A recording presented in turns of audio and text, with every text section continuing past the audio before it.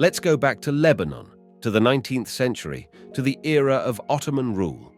Slim's maternal grandparents, Sari, Jose, Antonio Hiro, and Wadia, Emilia Alexandra, Atamtlan, were born in the cradle of this ancient civilization. Before their death, Carlos Slim's grandparents traveled to Mexico and settled in the unique territory of Parral, Chihuahua, with its rich mineral deposits.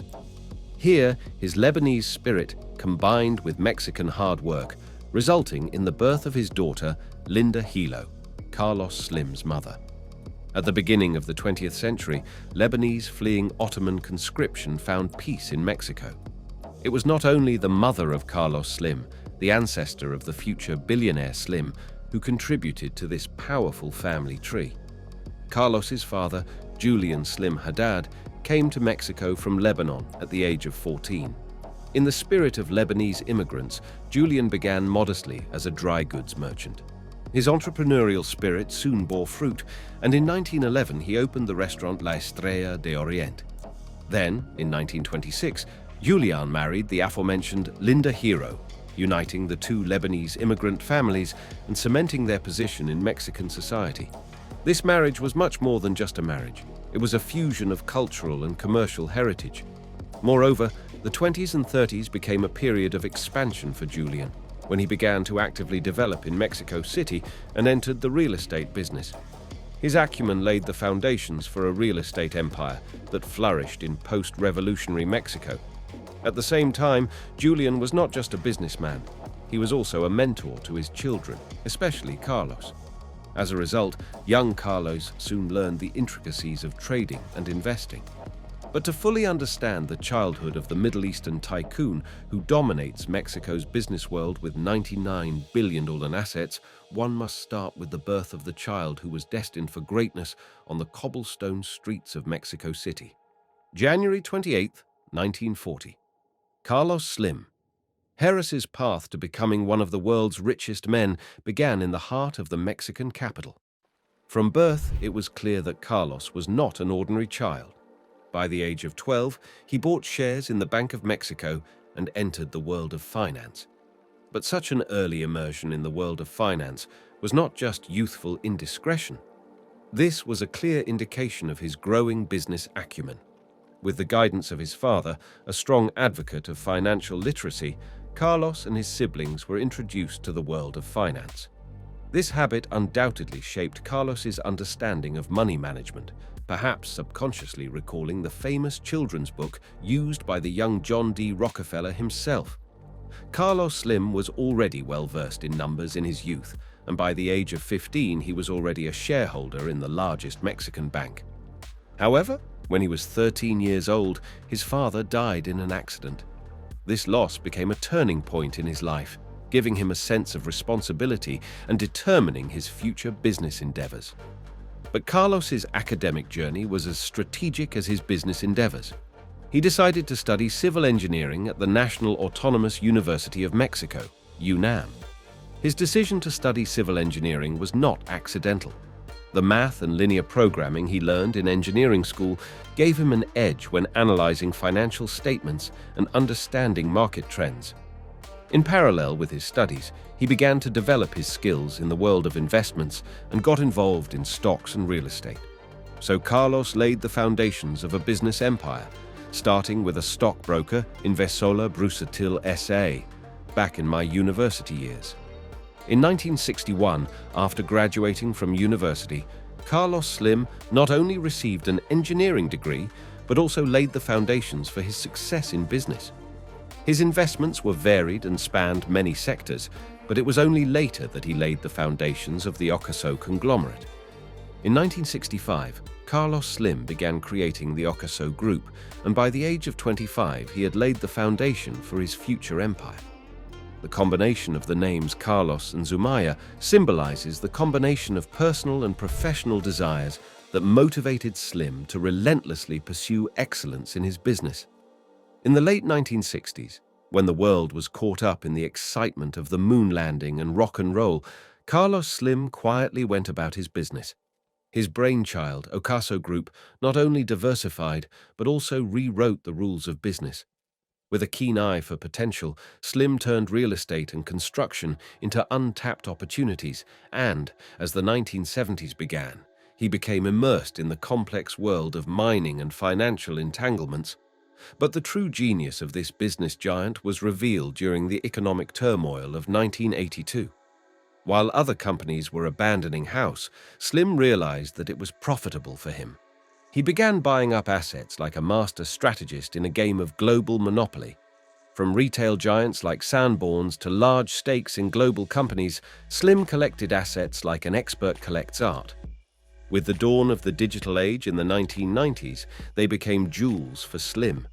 For Slim, the jewel in his crown was Telmex, Mexico's leading telecommunications company. The $76 billion acquisition was not just a deal, but a strategic coup that catapulted Slim to the top of the telecommunications industry. Under his leadership, Telmex transformed from a state-owned company into a telecommunications giant. It overhauled its infrastructure, embraced the internet, and became Mexico's digital gateway. But as the 20th century came to an end, Slim's dream expanded beyond Mexico. Telmex, then still a telecommunications giant, set out to conquer America. And this expansion was not just growth, but a sign of Slim's global ambitions. From Central America to the United States, and from there to the central regions of Brazil and Chile, Slim didn't just connect people, he connected the whole world. During this period, Carlos Slim and his growing family will begin to conquer the peaks. But to do this, they will have to diversify their plans beyond what the world imagined. In the early 2000s, at the dawn of the internet age, Slim sought to make a name for himself among the super rich. In 2000, Forbes magazine noticed Slim, but to tell the truth, only wrote about the obvious. By 2005, Slim's empire had become more than just a list of companies. He became a true Viking of business inventions, retail, technology, finance, whatever. He had everything. Essentially, his briefcase was like a well-seasoned paella that had a little bit of everything, including Mexican airline Volaris. By that time, his wealth was not only impressive, it became legendary thanks to its holding company, Grupo Carso, and its telecommunications empire, which included America Movil, Telcel, and ISP Telmex.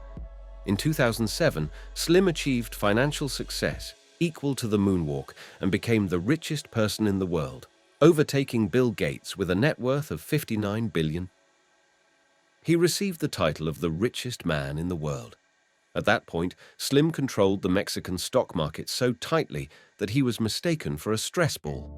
With a third of the market, Slim controlled the telecommunications sector like a Shakespearean king, although he faced accusations of monopoly.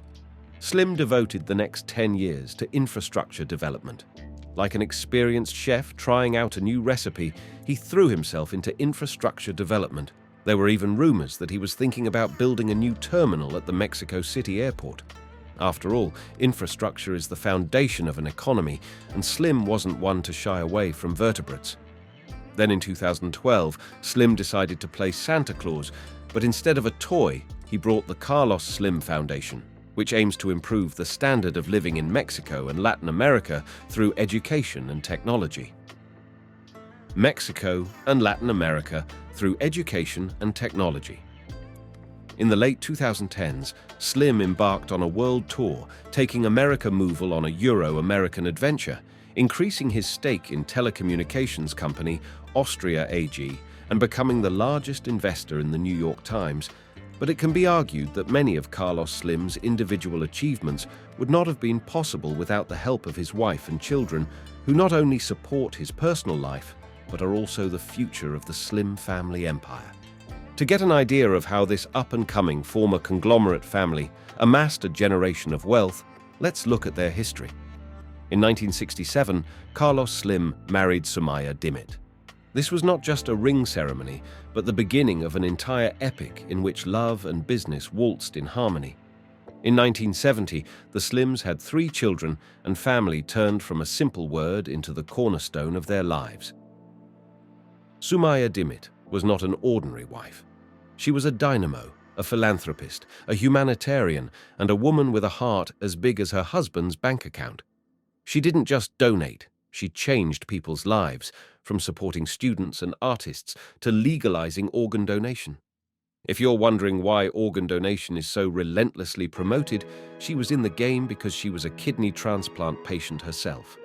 The museum is a love letter in concrete and steel from Carlos to Zumaya. Filled with works of art that will make even the most snobbish connoisseur groan, the museum is a fitting tribute to a woman whose sense of art is as refined as her philanthropic sense. In 1999, Sumaya Dimit ended her 33-year marriage to Carlos. But in the face of the tragedy of the millennium, the Slim family did not stop there. In 2000, Carlos's children took up arms and entered the corporate arena. The style of Slim, Grupo, Carso, and Telmex was not just nepotism, but the strategic building of a dynasty. Style Slim, Grupo, Carso, Telmex, and so on. By 2010, Carlos's sons were no longer just sitting in their father's place, they were trying to take his place. While Carlos Jr.'s older brother made his way to the presidency, Patrick and Marco Antonio were not far behind, taking their own seats.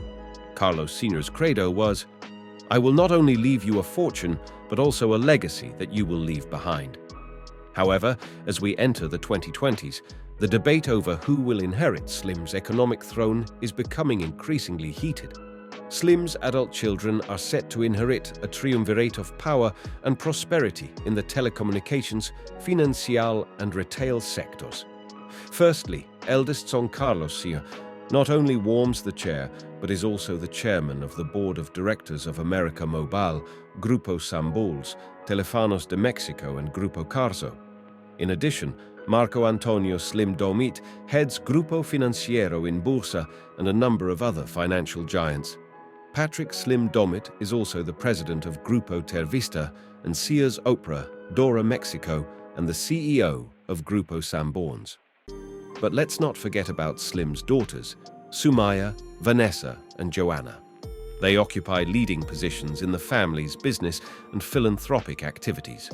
Vanessa Slim Domit is not just a thought leader, she is the president of the Association for the Improvement of Mexico and Latin America and directs the wellness programs of the Carlos Slim Foundation and the Telmex Foundation. Johanna Slim Domit, the youngest member of the company, not only works for the company, but also manages the wellness programs of the Carlos Slim Foundation and the Telmex Foundation. She is also the director of the Carlos Slim Foundation's primary education program and a director of several companies.